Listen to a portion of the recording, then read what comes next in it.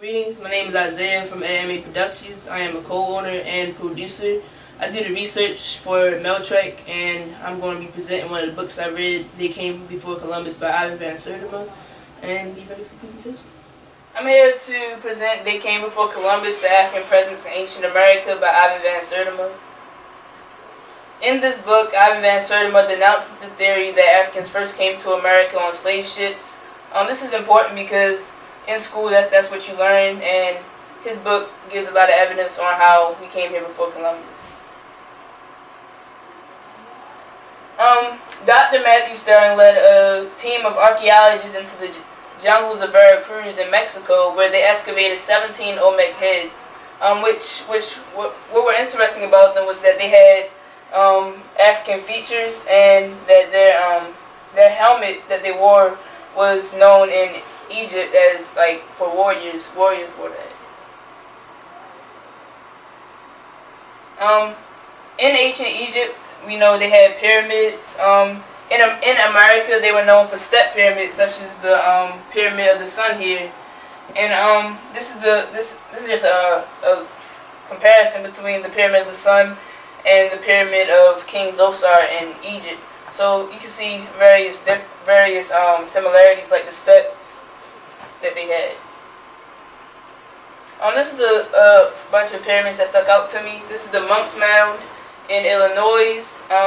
This is the Pyramid of Inscriptions in Mexico. This is the Ziggurat Pyramid. This is the Ziggurat Pyramid in Mexico. This is the Pyramid of the Sun, the Pyramid of Kukulkan, and this is another pyramid found in Mexico, which all have similarities to Egyptian pyramids.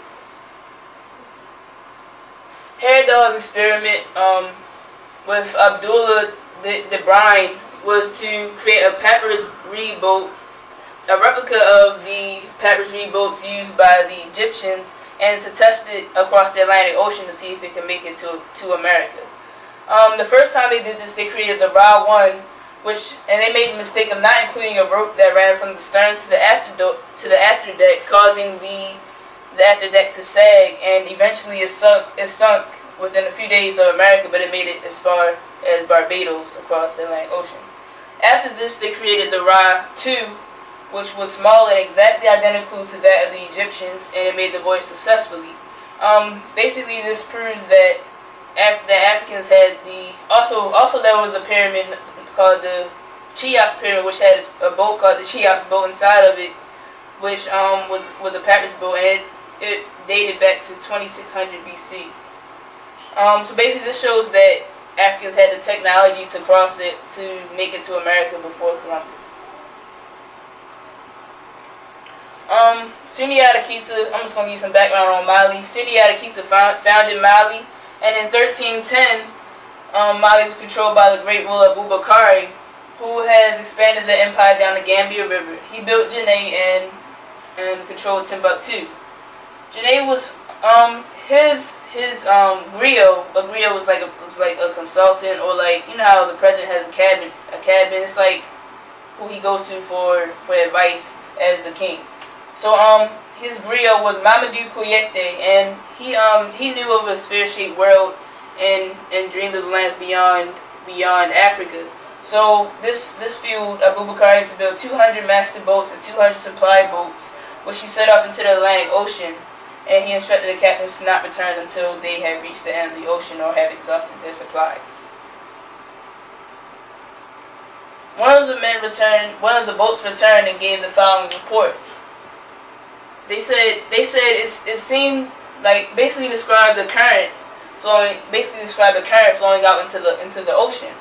And as you can see, that was not placed right. But Mali was right here in Africa, and this is the North Equatorial Current, which leads straight to America. So basically, describe the current in the ocean that took them straight to America when they left the shores of Mali. So after he came back, Abubakar was so obsessed with this dream that he set off into the sea himself, bringing more boats and more supplies. This is just some evidence of Mali being in America. They both shared cultural similarities, such as they both had a werewolf. In Mali, it was the hyena, and it was the dog in America. The gourd rather became a symbol of the voice of God in both cultures. Human sacrifice was common in both cultures. And Dr. Alfonso de Garay, he tested the blood of Lacadan Indians in America, and since they had they had African features in their blood, such as sickle cell is a gene usually only found in the blood of black people, and they found it in Lacadan Indians, which were like the native Indian tribe. The Mandingo tribe of West Africa, they traveled the Gambia River, trading throughout Mali. They often traveled up the west coast of Africa. So this shows that when you go up the west coast of Africa, you can catch that current and get straight to America. This is a boat that the Mandingos used. Their boats were great because they were diverse. Most European boats were only powered by sails. This boat was powered by oars also, so if the wind wasn't going in the direction which they were trying to travel, they could put the sails down and use manpower to get there. In ancient America, they found archaeologists have found lion hides in Mexico, and basically, how did the lion hides get there? Since lions were never native to America. So my theory is, the theory is that since Africans used lion hide as a badge of honor, when they came to America, they brought the lion hides, and eventually that's why they were found in America. Also, other trading items found in America is they were beautiful. They traded beautiful cotton cloth, golden ear pendants, smoking pipes, and exotic stones and shells. There's also a painting of a black man in America. The Africans built a temple. Other evidence. Tobacco. In the book, he expanded on how tobacco got to America, and so basically the word for tobacco in Africa was the same as in America. They use the word tobacco in both cultures. Basically, in his book, he says that the tobacco is indigenous to America, but the applications, meaning the uses for tobacco, were African. Transplants. He had like a whole chapter on transplants, basically saying that cotton was that the grandmother. Alright, so cotton was native to Africa, and in America, the cotton there had the same genes as the cotton in America, saying that he said that the cotton in America was the grandparent of the cotton in America.